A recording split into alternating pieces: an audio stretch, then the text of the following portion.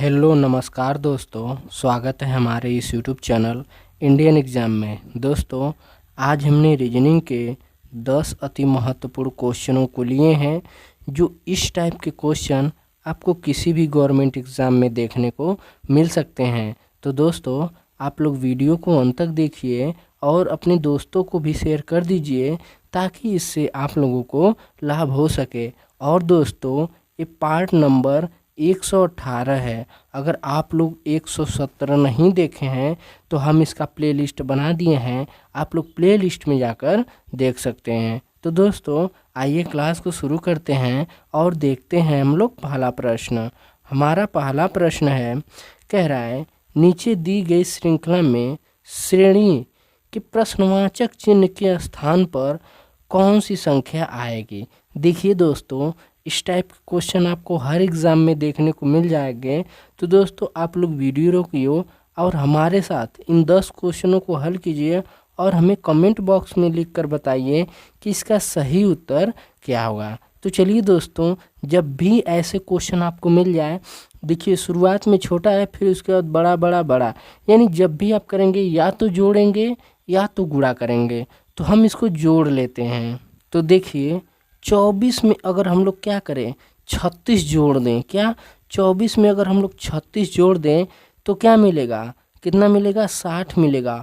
उसी तरह अब देखिए यहाँ पे क्या आ गया, 120 आया ना। अब 60 में कितना जोड़ें कि 120 आ जाएगा। तो देखिए 60 में हम लोग 60 जोड़ देंगे तो 120 मिला, और 120 में हम लोग कितना जोड़ दें कि हमें 200 कितना मिल जाएगा, 210 मिलेगा। तो 60 में हम लोग कितना जोड़ दें, अगर 90 जोड़ देंगे तो क्या मिलेगा, कितना मिलेगा, 210। तो अब हमें आगे यहाँ पे क्या लाना है, यही हमें ढूंढना है। तो देखिए ये तो आप लोग समझिए। अब इसके नीचे आइए, देखिए अगर हम लोग यहाँ पे क्या है, ये 36 है और 36 में हम लोग कितना जोड़ दें। अगर 36 में थोड़ा सा ध्यान दीजिए, इसमें अगर हम लोग 36 में कितना जोड़ दें, 24। अगर 36 में हम लोग 24 जोड़ देंगे तो क्या मिलेगा, 60। और इसके बाद 60 में हम लोग कितना जोड़ दें कि 90 मिल जाएगा। और 60 में हम लोग कितना जोड़ दें, 90 मिलेगा। 60 में कितना जोड़ेंगे तो 30 जोड़ेंगे। ये भी आप लोग को समझ में आएगा। अब देखिए, अब इसके नीचे आइए। अब देखिए 24 में हम लोग कितना जोड़ें कि 30 आया है, 6 जोड़ेंगे तो क्या आएगा, 30। अब देखिए इसमें 30 चीज़ जोड़ना है, यानी 6 जोड़ना है। और 30 में हम लोग कितना जोड़ेंगे, 6। जब 6 जोड़ेंगे तो हमें कितना मिलेगा, 36।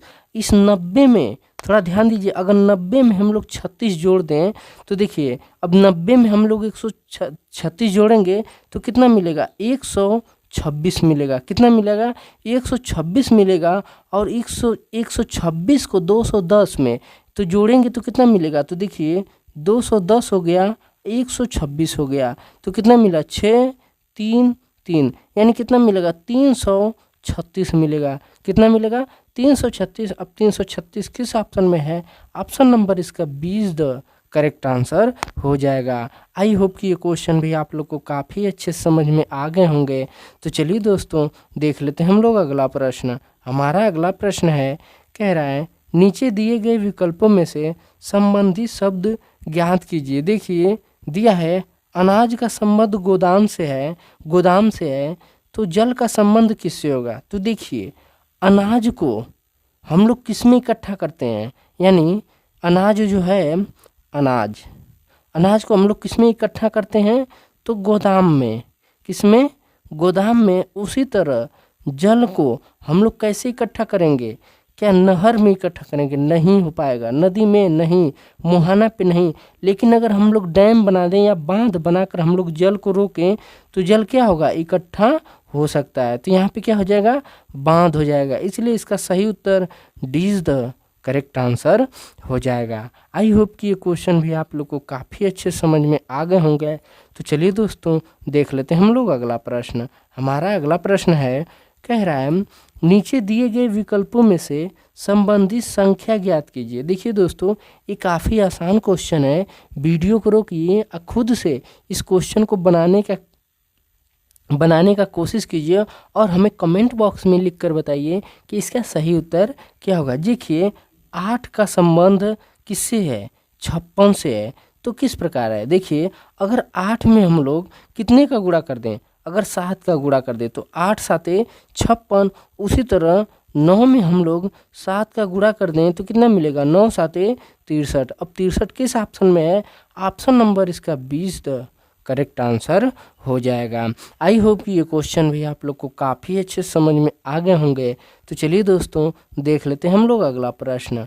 हमारा अगला प्रश्न है, कह रहा है नीचे दिए गए विकल्पों में से संबंधित अक्षर ज्ञात कीजिए। क्या ज्ञात करना है, अक्षर। जैसे दिया है एल एन पी आर का संबंध किससे, टी वी एक्स जेड। तो देखिए दोस्तों ये काफ़ी आसान है, वीडियो को रोकिए खुद से इसको बनाइए। देखिए अगर एल में हम लोग क्या जोड़ दें, 8 जोड़ देंगे तो क्या मिलेगा, टी मिलेगा। उसी तरह एन में 8 को क्या करें, जोड़ दें तो क्या मिलेगा, वी मिलेगा। उसी तरह 8 में पी में हम लोग 8 जोड़ दें तो क्या मिलेगा, एक्स मिलेगा। उसी तरह आर में हम लोग 8 जोड़ दें तो क्या मिलेगा, जेड। यानी इन सब में 8 जोड़ रहा है। लेकिन यहाँ पे देखिए ये क्वेश्चन मार्क पहले दे दिया है, हमें पूछा है एन पी आर टी।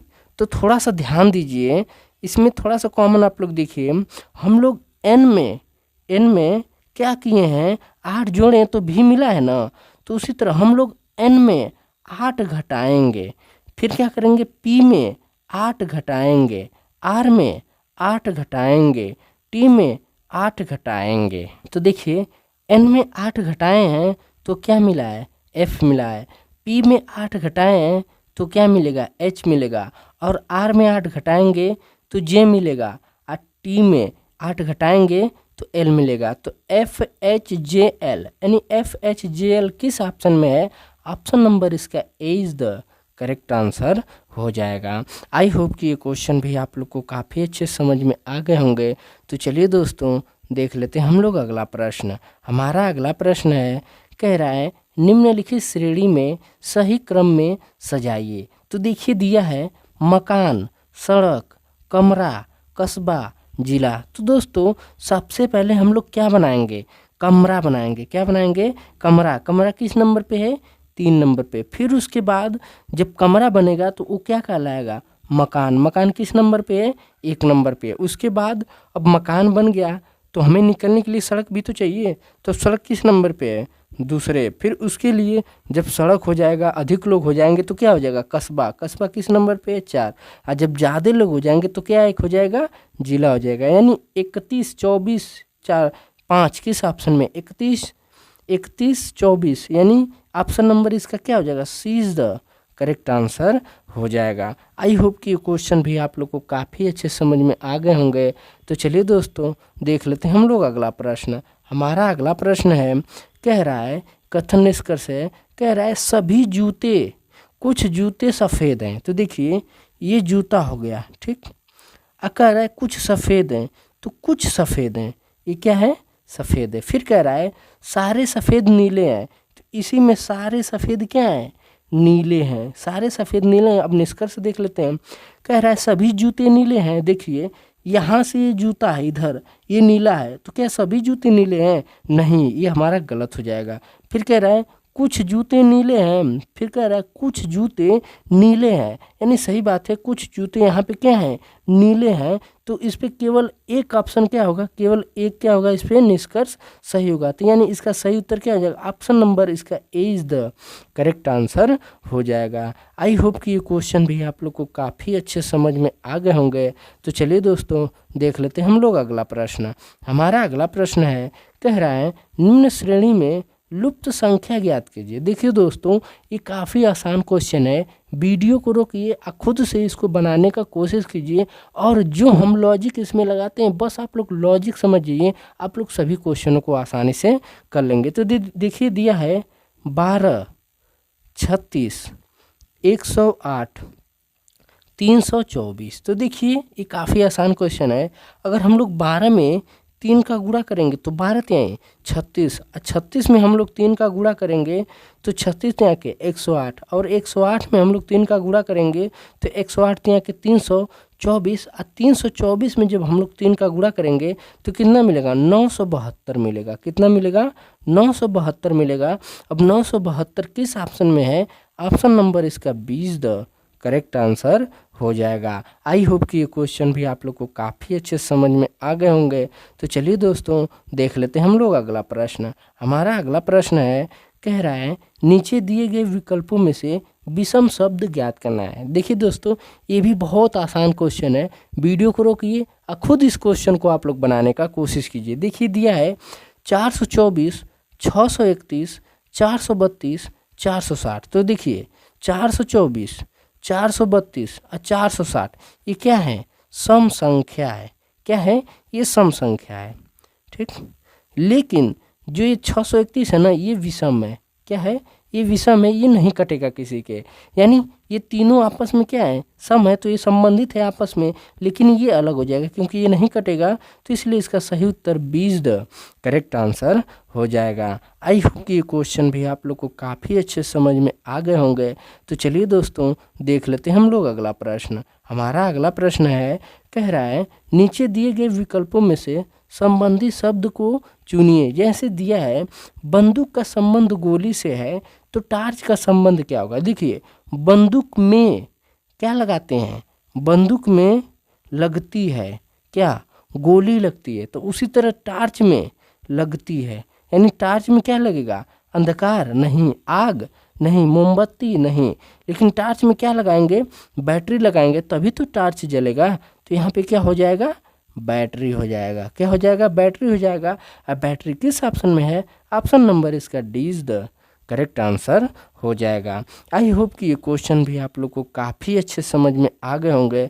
तो चलिए दोस्तों देख लेते हैं हम लोग अगला प्रश्न। हमारा अगला प्रश्न है, कह रहा है उस वेन आरेख का चयन करें जो दिए गए वर्गों के बीच सर्वोत्तम रूप से संबंध को दर्शाता है। तो देखिए चाचा, रिश्तेदार, धनी, थोड़ा इसमें ध्यान दीजिए। देखिए चाचा, रिश्तेदार, धनी। तो देखिए रिश्तेदार ये हो गए, ये रिश्तेदार हो गए। रिश्तेदार चाचा भी हो सकते हैं, ठीक है भाई, रिश्तेदार चाचा भी हो सकते हैं, चाचा धनी भी हो सकते हैं। क्या, रिश्तेदार या चाचा दोनों लोग क्या हो सकते हैं, धनी भी हो सकते हैं। तो क्या हो जाएगा, तो यानी देखिए चाचा हो गए चाहे रिश्तेदार हो गए, ये लोग क्या हो सकते हैं, धनी हो सकते हैं। रिश्तेदार को हम चाचा भी कह सकते हैं, तो दोनों लोग क्या हो सकते हैं, धनी हो सकते हैं। अब ऐसा वेन आरेख किस ऑप्शन में है, ऑप्शन नंबर इसका 20 द करेक्ट आंसर हो जाएगा। आई होप कि ये क्वेश्चन भी आप लोग काफ़ी अच्छे समझ गए होंगे। तो दोस्तों मिलेंगे हम लोग अगली वीडियो में, तब तक के लिए जय हिंद, वंदे मातरम।